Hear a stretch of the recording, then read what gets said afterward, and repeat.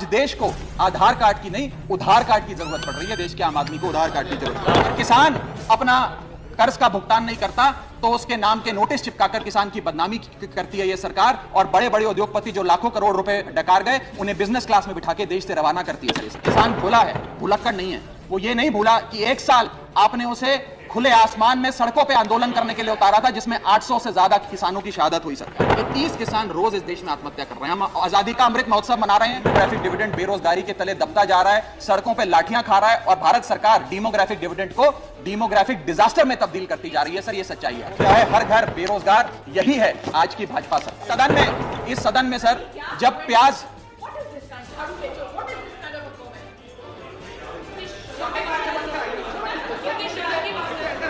Sir आपका protection चाहिए, आपका प्रोटेक्शन चाहिए सर।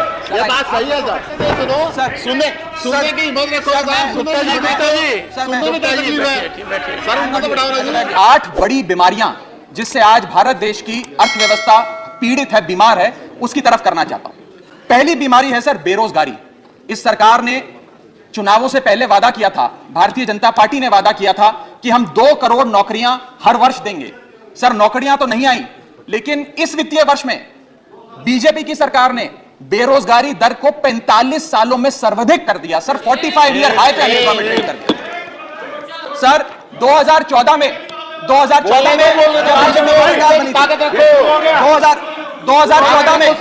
2014 में जब इनकी सरकार बनी थी तब देश का बेरोजगारी दर 4.9% था। जब इनकी सरकार बनी थी तो बेरोजगारी दर 4.9% था। आज 8 साल बाद 2022 में ये बेरोजगारी दर 4.9% से बढ़कर 8% पे आ गया है। 8%। और ये तो ऑर्गेनाइज सेक्टर की बेरोजगारी है। अनऑर्गेनाइज सेक्टर के जॉब लॉसेस, एमएसएमई के कारखाने कितने बंद हो गए, उनका घर बिक गया, कारखाने बंद हो गए, उसका तो हिसाब ही सरकार के पास नहीं है। अभी कुछ ही समय पहले लोकसभा में जवाब देते हुए वित्त मंत्री जी ने देश को बताया कि कुल 22 करोड़ आवेदन पत्र भारत सरकार के पास नौकरी मांगने के लिए आए। उन 22 करोड़ आवेदन पत्रों में से आपको जान के अचंभा होगा, सरकार ने मात्र 7 लाख लोगों को नौकरी दी। सर 22 करोड़ आवेदन पत्र के मुकाबले 7 लाख लोगों को नौकरी। सर हम लोग छाती चौड़ी कर कर कहते हैं कि हम युवा देश हैं, हम युवाओं का देश है, हमें अपने डेमोग्राफिक डिविडेंड पे गर्व है, फक्र है। सर भारत का डेमोग्राफिक डिविडेंड बेरोजगारी के तले दबता जा रहा है, सड़कों पे लाठियां खा रहा है, और भारत सरकार डेमोग्राफिक डिविडेंड को डेमोग्राफिक डिजास्टर में तब्दील करती जा रही है। सर ये सच्चाई है आज। सर मैं आपको बताना चाहूंगा कि यह सरकार जिसने देश को, युवाओं को घर पे बिठाने का काम किया, इसका नारा बदल के हो गया है हर घर बेरोजगार, यही है आज की भाजपा सरकार। सर मैं दूसरी बड़ी बीमारी जो इस भारत की अर्थव्यवस्था को लगी है उसकी तरफ आपका ध्यान आकर्षित करना चाहूंगा। दूसरी बड़ी बीमारी है सर इन्फ्लेशन, यानी कि महंगाई। इन्फ्लेशन को कहा जाता है sir, inflation is taxation without legislation. वो महंगाई जो सरकार कानून लाए बिना जनता पे थोप देती है। सर आज भारत की महंगाई इस वित्तीय वर्ष में 30 सालों में सर्वाधिक थी। सर 30 ईयर हाई पे, जहां भारत की थोक महंगाई 12 से 15% के आसपास घूम रही है और खुदरा महंगाई 6 से 8% के आसपास घूम रही है। वादा किया था सर आय बढ़ाने का, आय तो बढ़ी नहीं, महंगाई बढ़ गई। और सर बढ़ती महंगाई और घटती कमाई के चलते आज देश को आधार कार्ड की नहीं उधार कार्ड की जरूरत पड़ रही है। देश के आम आदमी को उधार कार्ड की जरूरत है। और सर आज इस बहस को सुन रहे भारत देश के करोड़ों लोगों को मैं कहना चाहूंगा कि यह सरकार आप सबको गरीब कर रही है। गरीब सिर्फ वो नहीं सर जो सड़क पे कटोरा लेकर भीख मांग रहा है, हम सब गरीब हो रहे हैं। गरीब इसलिए हो रहे हैं कि हमारी आमदनी नहीं बढ़ रही, लेकिन महंगाई। उदाहरण देता हूं सर, एक शख्स जो 20,000 रुपए महीने के कमाता था और 18,000 रुपए खर्च करता था, वो महीने का 2,000 रुपए बचाता था। आज उसकी आमदनी 20 की 20 है, 20,000 है, लेकिन खर्चा 18,000 से बढ़कर 25,000 करोड़ हो गया। यानी कि 20,000 की आमदनी, 25,000 का खर्च, 5,000 रुपए की नुकसान का खामियाजा का कर्जा देश का एक एक आदमी भुगत रहा है। 2014 में जब यह सरकार बनी थी तो पेट्रोल 55 रुपए प्रति लीटर पे बिकता था, आज पेट्रोल 100 रुपए प्रति लीटर पे बिकता है। डीजल 45 लीटर पे बिकता था, 45 रुपए प्रति लीटर, वो डीजल आज 90 रुपए प्रति लीटर पे बिक रहा है। सर एक गैस का सिलेंडर 400 रुपए का मिलता था बाजार में 2014 में जब इनकी सरकार आई थी, आज वो गैस का सिलेंडर 1100 रुपए का हो गया। सर 1100 रुपए का। दूध 1 लीटर 36 रुपए का मिलता था, दूध आज 60 रुपए प्रति लीटर हो गया है। और सर सीएनजी 40 रुपए प्रति यूनिट प्रति केजी मिला करती थी, आज वो सीएनजी 80 रुपए प्रति यूनिट मिलती है। सर सदन में, इस सदन में सर जब प्याज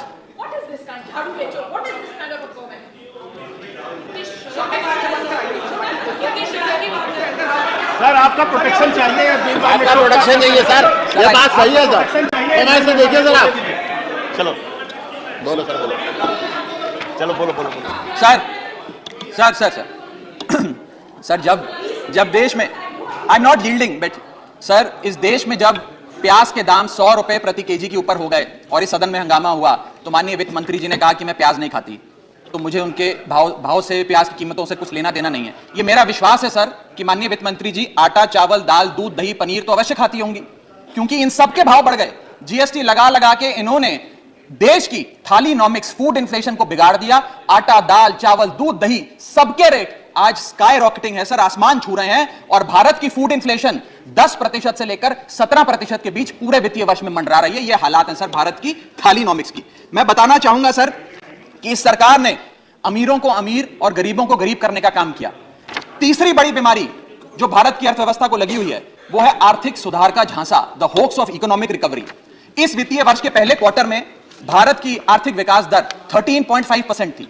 दूसरा क्वार्टर आते आते, जिसे फेस्टिवल क्वार्टर कहते हैं, जिसमें बड़े बड़े त्योहार आते हैं, जिसमें खपत भी बढ़ती है, उत्पादन भी बढ़ता है, मांग भी बढ़ती है, उस क्वार्टर में आर्थिक विकास दर 13.5% क्वार्टर 1 के मुकाबले गिरकर 6.3% पे आ गई सर, यानी कि आधी हो गई। और अगर आप पिछले साल के क्वार्टर सेकंड से दूसरी तिमाही से कंपेयर करें तो क्वार्टर ऑन क्वार्टर 2021 में 8.4% दूसरी तिमाही की ग्रोथ थी और इस बार इस क्वार्टर में जो अभी समाप्त हुआ 6.3% है। यानी कि भारत की आर्थिक दर, आर्थिक विकास दर घटती जा रही है। और ये वर्ष तो जो बीत गया, इस वर्ष तो आपने आर्थिक जो विकास दर था उसकी ऐसी तैसी कर दी। अगले साल के आर्थिक विकास दर के आंकड़े सुनिए। सरकार चाहती है हम 8% पे आगे बढ़ें। वर्ल्ड बैंक कहता है वित्तीय वर्ष 23-24 में हम मात्र 6% पे ग्रो।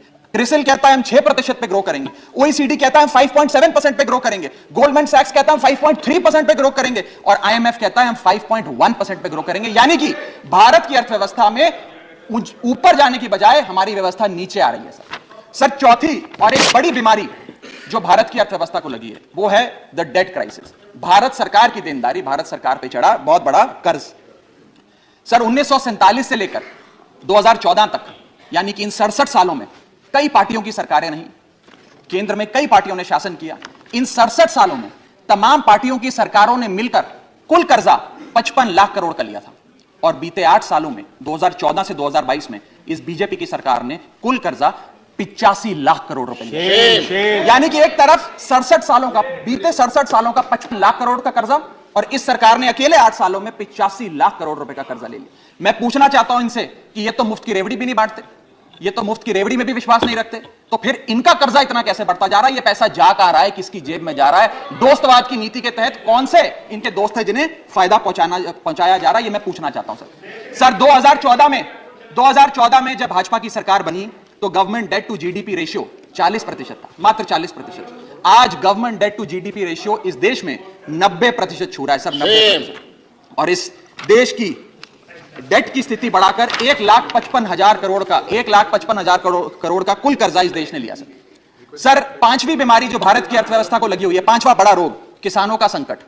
सर मैं बताना चाहूंगा कि बड़े बड़े उद्योगपतियों के, अपने दोस्तों के बड़े बड़े लोन्स इन लोगों ने माफ कर दिए, लेकिन भारत देश के किसान की जो कर्जा था, जो डेट था, वो पिछले 8 सालों में 53% बढ़ा है, कम नहीं हुआ सर, 53% इंक्रीज हुआ है, जिसके चलते आज एवरेज फार्मर डेट, पर फार्मर डेट इस देश की 74,000 रुपए, यानी कि 74,000 रुपए का कर्जा आज देश के हर किसान के सर पर है सर। अगर किसान अपना कर्ज का भुगतान नहीं करता तो उसके नाम के नोटिस चिपकाकर किसान की बदनामी करती है यह सरकार, और बड़े बड़े उद्योगपति जो लाखों करोड़ रुपए डकार गए उन्हें बिजनेस क्लास में बिठा के देश से रवाना करती है सर ये सरकार। सर आज हमारा देश का अन्नदाता, देश का किसान जो हमारा पेट भरता है, जो हमें खाना देता है सर, आज वो जहर खाने को मजबूर हो गया है। एनसीआरबी का डेटा बताता है कि वित्तीय वर्ष 21-22 में 10,851 किसानों ने आत्महत्या करी। यानी कि इस देश में औसत रोज के 30 किसान आत्महत्याओं की आती है, 30 किसान रोज इस देश में आत्महत्या कर रहे हैं। हम आजादी का अमृत महोत्सव मना रहे हैं and 30 farmers per day in this country commit suicide sir. Sir मैं अपने ट्रेजरी बेंचेस पे बैठे मित्रों को यह भी कहना चाहूंगा कि किसान भोला है, भुलक्कड़ नहीं है। वो ये नहीं भूला कि एक साल आपने उसे खुले आसमान में सड़कों पे आंदोलन करने के लिए उतारा था, जिसमें 800 से ज्यादा किसानों की शहादत हुई सर। और सर किसानों के बारे में मैं एक आपको बड़ी महत्वपूर्ण जानकारी देना चाहता हूं। किसानों की आय दुगनी करने का वादा सरकार ने किया था कि हम बढ़ाएंगे और दुगनी करेंगे। आय दुगनी करना तो छोड़ दीजिए, स्टैंडिंग कमेटी ऑन एग्रीकल्चर की रिपोर्ट बताती है कि 4 से ज्यादा राज्यों में आय बढ़ाना तो दूर, 30% किसानों की आय घट गई सर, बढ़ाना दूर की बात। आय किसान की घटाने का काम इन लोगों ने किया, और एक ऐसे दौर में जब भारत की रूरल इन्फ्लेशन भारत की अर्बन इन्फ्लेशन से ज्यादा है, यानी कि गांव में रहना महंगा है शहरों के मुकाबले। सर मैं छठी बीमारी पे आता हूं। जो छठी बीमारी भारत की अर्थव्यवस्था को लगी हुई है सर, वो है प्राइवेट सेक्टर इन्वेस्टमेंट में गिरावट। 2 बड़े फायदे इस सरकार ने कॉर्पोरेट जगत को दिए। पहला, कॉर्पोरेट टैक्स कम करके 30% से घटाकर 22% कर दिया, जिसमें 1.5 लाख करोड़ का फायदा 1.5 लाख करोड़ का फायदा कॉर्पोरेट्स को दिया, और सरकार का हर साल का 1.5 लाख करोड़ का नुकसान कराया। और दूसरा बड़ा फायदा, अपने दोस्तों के उद्योगपतियों के पिछले 5 वित्तीय वर्षों में 10 लाख करोड़ रुपए राइट ऑफ कर देने वो माफ। मैं कहना चाहूंगा माननीय वित्त मंत्री जी को कि आज से 2-3 महीने पहले इंडस्ट्री से बात करते हुए वित्त मंत्री जी ने कहा that why is the Indian corporate sector not investing. उन्होंने उन्हें डांट के कहा कि आप लोग क्यों नहीं इन्वेस्ट कर रहे हैं। मैं बताना चाहता हूं क्यों नहीं इन्वेस्ट कर रहे हैं। इन्वेस्टमेंट रियायतें देने से नहीं आती, इन्वेस्टमेंट डिमांड क्रिएट करने से आती है। आपको मार्केट में मांग क्रिएट करनी पड़ेगी। जब मांग क्रिएट होगी तो उत्पादन भी होगा और खपत भी होगी। मैं एक और महत्वपूर्ण आंकड़ा आपके सामने रखना चाहता हूं सर। 7वीं बड़ी बीमारी जो भारत की अर्थव्यवस्था को लगी है, devaluation of the Indian rupee, गिरता हुआ रुपया।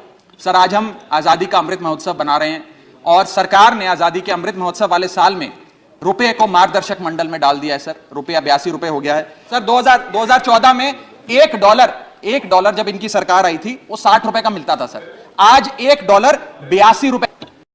ये सरकार कहा करती थी, कई बड़े नेता इनके दिग्गज कहा करते थे कि जब रुपया गिरता है तो भारत की साख गिरती है, प्रतिष्ठा गिरती है।